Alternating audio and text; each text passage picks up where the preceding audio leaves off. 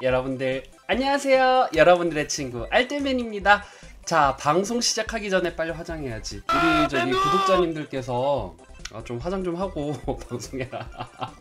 참고로 말씀드리자면 저는 뷰티 유튜버가 아닙니다. 오늘 할 기업은 이오테크닉스입니다. 자, 분석의 이유에 대해서 말씀을 드리겠습니다. 2020년 5월 15일 날 저희 선생님께서 추천을 해주셨어요. 근데 제가 뭐라고 했죠? 제가 아무리 좋아하는 선생님이더라도 선생님 이렇게 추천해서 들어갔는데 내가 어느 포인트에서 어떻게 대응해야 되지? 물론 유료 회원을 가입해가지고 막 매일매일 도움을 받고 하면은 솔직히 이런 거 조사 안 해도 돼요. 그분의 노력을 산 거기 때문에, 그분의 시간을 제가 돈을 주고 산 거기 때문에 대응이 되기 때문에 괜찮은데, 문제는 그렇지 않은 분들이 많잖아요. 저도 이제 이렇게 추천 보고 나서 이거 어떻게 대응해야 되지? 생각이 나기도 하는데, 그래서 우리가 알자는 거예요. 무료 방송에서 이렇게 추천을 해주셨어요. 그러면은 적어도 우리 선생님이 말씀하신 내용 이외에도 이 기업이 세부적으로 어떤 일을 하고 어떤 모멘텀이 있고 어떤 부분을 확인하고 가야 되는지 그거를 짚고 가면은 여러분들이 개인적으로 대응이 가능하기 때문에 기업을 분석해보자는 의미에서 제가 요거를 한 겁니다. 저도 솔직히 이오테크닉스 딱 들었을 때 이게 뭐야? 이렇게 회사인가? 2019년도 기준으로 한 건데요. 먼저 레이저 제조기기가 가장 많은 자산을 보유하고 있었고요. 이게 단위는 1000원입니다. 630억 정도의 자산을 가지고 있었습니다. 이게 이제 지배관계 근거인데요. EM테크 보이시죠? 요 EM테크가 지배관계가 49%고요. 광학부품 제조 및 개발 판매하는 곳이 50%, 그리고 EOL 같은 경우가 80%의 지배 관계를 가지고 있었고요. 그리고 이 세 개를 제외한 나머지 계열사들은 다 100% 지분을 가지고 있는 자신들의 회사라고 보시면 됩니다. 총 13개의 회사를 가지고 있는데 여기서 10개는 계열사 지분을 100% 가지고 있다 확인을 하시면 될 것 같습니다. 기업의 조직도는요, 지금 보이시는 바와 같이 대표이사, 그 다음에 감사, 그 아래에 6개의 팀이 이루어져 있습니다. 여기서 가장 눈여겨볼 부분은 기술연구소와 경영지원소, 그 다음에 해외 부분이 있겠네요. 기본적으로요, 제가 저번 시간에 반도체 후공정에서 패키징 부분을 설명을 드렸죠. 포장하는 것만이 패키징이 아니라 여러 가지가 있다고 했잖아요. 그 중에서 레이저로 제품의 번호를 새기는 것도 패키징이라고 저번에 제가 말씀을 드렸는데요. 나 이거 모르겠는데요? 나 처음 듣는데요? 하시는 분들 여기 우측 상단에 느낌표 누르시면은 제가 링크 걸어놨으니까 거기서 한번 반도체 공정에 대해서 확인을 하시면 도움이 될 것 같습니다. 레이저 마커 이게 뭐냐? 쉽게 간단하게 얘기를 해서 반도체 제품이 뚝 튀어나오면은 그 다음 받는 사람은 이거 뭐야? 그리고 소비자 입장에서도 이거 도대체 뭐지? 라고 생각하실 수가 있잖아요. 물론 뭐 포장이나 이런 게 있겠지만, 그래서 이 반도체에다가 이 반도체의 정보, 뭐 특이사항 이런 것들을 레이저로 새기는 것이다 라고 생각을 하시면 돼요. 그 새기는 기계들이라고 보시면 됩니다. 로딩과 언로딩을 하는 장비입니다. 캐리어 마커, 프라이 마커도 있고요. 웨이퍼 백사이드 마커, CMS 시리즈는 이제 반도체로 웨이퍼 후면에 칩에 손상 없이 마킹을 하는 장비입니다. 이런 식으로 레이저로 새기는 거다. 뭐 CPU라던가 아니면 무슨 칩들에서 이런 식으로 번호라던가 영문이 새겨져 있는 그런 걸 새기는 장비라고 생각을 하시면 됩니다. 그 다음에 ID 카드 마커 같은 경우에는 여러분들이 굉장히 잘 알고 있는 제품이죠. RCM 시리즈는 멀티빔 기술을 응용한 투빔 ID 카드 마킹 장비라고 보시면 되는데요. 일방향 생산 라인에 최적화되어 있고요. 빠른 공정 속도와 손쉬운 이미지 데이터 수정, 고품질 뭐 이렇게 되어 있는 장비라고 합니다. 그림을, 사진을 새긴다던가 바코드를 새긴다던가 번호를 새긴다던가 뭐 이런 것들을 보시면 될 것 같습니다. 여기까지는 전자공시에 나와 있는 내용이고요. 솔직히 이것만 봐서는 제품 다 나온 거에 레이저만 새기는 건데 뭐 그게 무슨 특별한 기술이라고 무슨 이거를 추천까지 해줘? 라고 간단하게 생각하실 수가 있어요. 그래서 저도 이상하다 생각을 했어요. 단순 이것만으로는 모멘텀이 되지 않겠다. 왜냐면은 기존에 있는 기술이고. 그런데 아니었어요. 여러분들 전자공시에서 보시고 뭔가 이상하다 그럼 기사도 한번 찾아보세요. 저도 기사를 찾다가 이런 게 있었구나 라고 생각이 됐거든요. 그게 무엇이냐? 바로 어닐링입니다. 이거는 제가 기사를 찾아서 알게 된 내용이에요.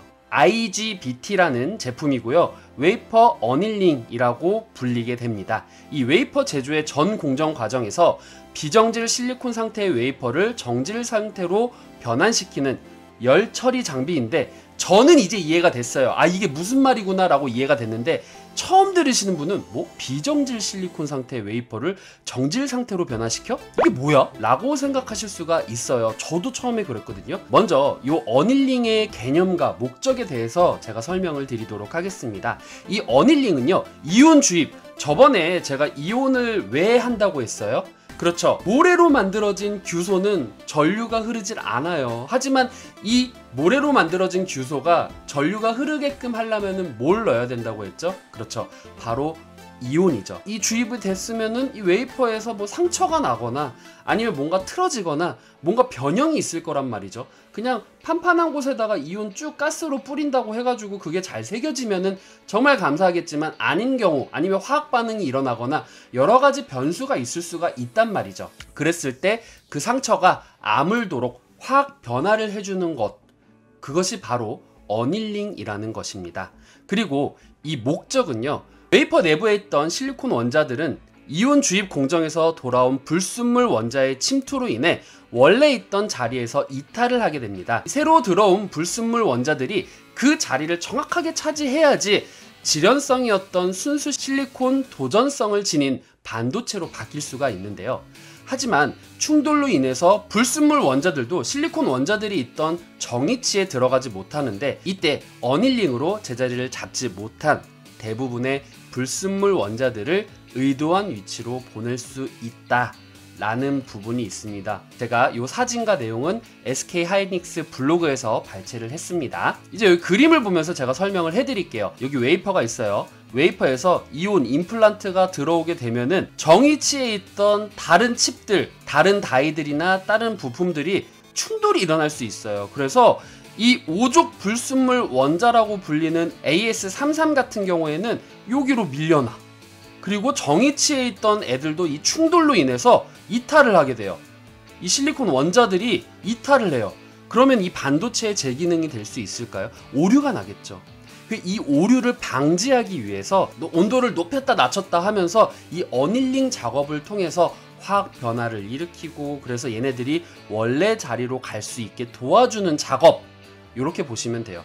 그러니까 이온으로 인해서 틀어졌던 거를 다시 원상복귀 해준다, 쉽게 생각해서 그렇게 생각을 하시면 됩니다. 그래서 이 어닐링 작업이 굉장히 큰 이슈인데요. 요거는 2020년 2월 5일 더벨 기사에서 제가 발췌를 한 내용인데요. 2015년부터 2019년도 3분기까지 이렇게 매출을 보면은요, 막 이렇게 돼 있어요. 들쑥날쑥해요. 수주 발생이 안 돼서 매출이 하락도 되기도 하고. 그런데 가장 핵심적인 부분, 삼성전자가요, 패널 레벨 패키지 투자가 올해 본격화가 된다고 합니다. 패널 레벨 패키지가 뭐예요? PCB, 인쇄회로 기판이 있어야지만 반도체를 완제품으로 만들 수가 있는데, 패널 레벨 패키지가 있으면은 이 인쇄회로 기판이 없이도 반도체 완제품을 적용할 수 있다. 그랬을 때 장점이 칩의 두께를 얇게 만들 수 있고 콤팩트하게 만들 수가 있다. 내부 공간에 그만큼 부피가 줄어들었기 때문에 다른 기능을 추가하거나 아니면 활용도를 높일 수가 있다라는 장점이 있습니다. 이런 기술이 있기 때문에 핸드폰도 점점 작아지게 되는 거고, 전자기계들도 작아지게 되고, 아니면 동일 크기라고 하면은 조금 더 고성능의 제품들이 될 수가 있겠죠. 바로 그 기술을 실현시켜 줄 수 있는 것이 PLP입니다. 패널 레벨 패키지인데요. 이오테크닉스가 수년간 투자를 통해서 개발한 반도체 레이저 어닐링 장비 기술의 경우에는 PLP 공정 후공정에 쓰입니다. 여러분들 대충 감이 오시죠? 삼성 계열사가 PLP에 대해서 본격적으로 투자를 하는데, 거기 이 PLP의 후공정, 이 PLP의 패키징 부분이 바로 이오테크닉스가 가지고 있는 반도체 레이저 어닐링 장비라는 거죠. 이거 수주가 보이지 않습니까? 앞으로 전망이 어떻게 될지 보이시죠? 그래서 이오테크닉스 관련 장비의 수요도 늘어날 것이다 라고 예측이 나와 있고요. 그래서 제가 세 줄로 요약을 하자면은, 삼성전자, 삼성 디스플레이 투자가 본격적으로 이뤄질 것입니다. 특히 삼성전자의 PLP 투자가 본격화될 것이고요.